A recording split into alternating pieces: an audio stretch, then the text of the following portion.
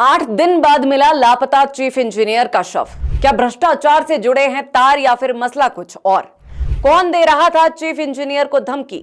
मानसिक रूप से प्रताड़ित करने में किसका हाथ?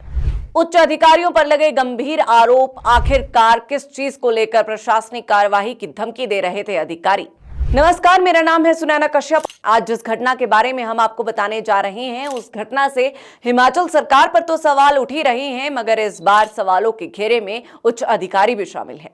ये सोचने वाली बात है कि दिन दिहाड़े हिमाचल सरकार का एक अधिकारी लापता हो जाता है। वो अधिकारी जो इस वक्त एक चीफ इंजीनियर की पोस्ट पर तैनात थे। आरोप लगे कि ये अधिकारी मानसिक रूप से परेशान थे। इन पर दबाव बनाने की कोशिश की जा रही थी। हालांकि ये सब आरोप है और अब तक कुछ स्पष्ट नहीं हो पाया है, लेकिन अगर ये आरोप गलती से भी सच निकले तो जरा सोचिए कि एक अधिकारी पर आखिर किस बात को लेकर दबाव बनाने की कोशिश की जा रही थी। ऐसा कौन सा बड़ा मसला था जिस कारण चीफ इंजीनियर विमल नेगी को अपनी जान देनी पड़ी? ऐसा क्या कारण था जिसमें उच्च अधिकारी भी धमकियां देने पर उतर आए हों?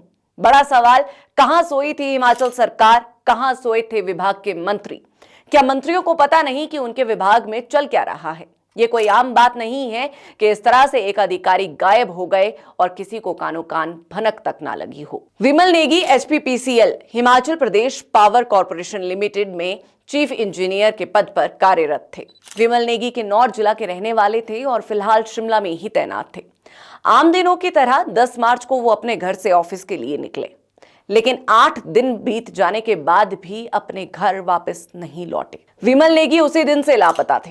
सीसीटीवी में कैद तस्वीरों के अनुसार ऑफिस जाते वक्त उन्हें शिमला के ओल्ड बस स्टैंड के पास देखा गया। बताया जा रहा था कि उन्होंने शिमला से बिलासपुर के घुमारवी के लिए एक टैक्सी ली और फिर टैक्सी चालक ने उन्हें घुमारवी में उतार दिया। बाद में विमल नेगी को भराड़ी जाहू मार्ग की ओर जाते हुए देखा गया। उसके बाद से विमल नेगी का कोई सुराग नहीं मिला। फिर 15 मार्च को विमल नेगी की पत्नी किरण नेगी मुख्यमंत्री सुखविंदर सिंह सुक्खू से भी मिलती हैं और इस मुलाकात के दौरान कई गंभीर आरोप लगाए जाते हैं। किरण नेगी ने कहा कि बीते कुछ महीनों से उनके पति दबाव में थे।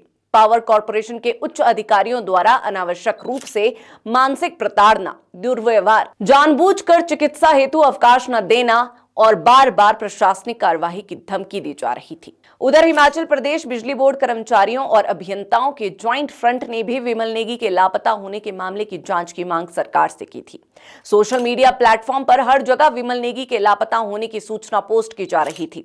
सीसीटीवी में विमल नेगी की आखिरी झलक के जरिए उन्हें ढूंढने के लिए गुजारिशें की जा रही थी। इतना ही नहीं, विमल नेगी का पता बताने वालों को उनके परिवार ने 1 लाख रुपए इनाम का भी ऐलान किया। हाल में किन्नौर में लोगों ने भी रोष प्रदर्शन और मार्च निकाला और जब इस बारे में विधानसभा में बजट सत्र के दौरान सवाल पूछा गया तो सीएम सुक्खू ने बताया कि विमल नेगी का फोन बंद आ रहा है, लेकिन पुलिस उनकी तलाश कर रही है।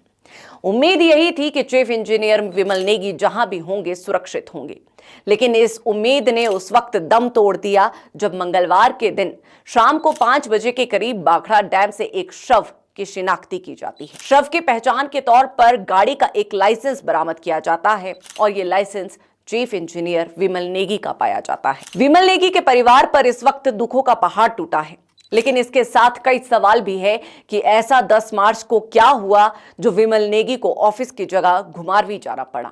बिलासपुर से विमल नेगी का क्या कनेक्शन था?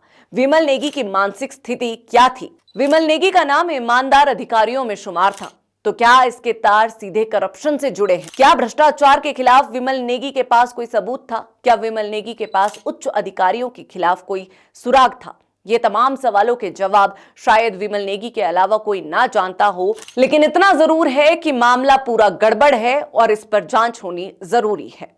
इस बारे में आपकी क्या राय है, ये कमेंट बॉक्स में शेयर जरूर करें।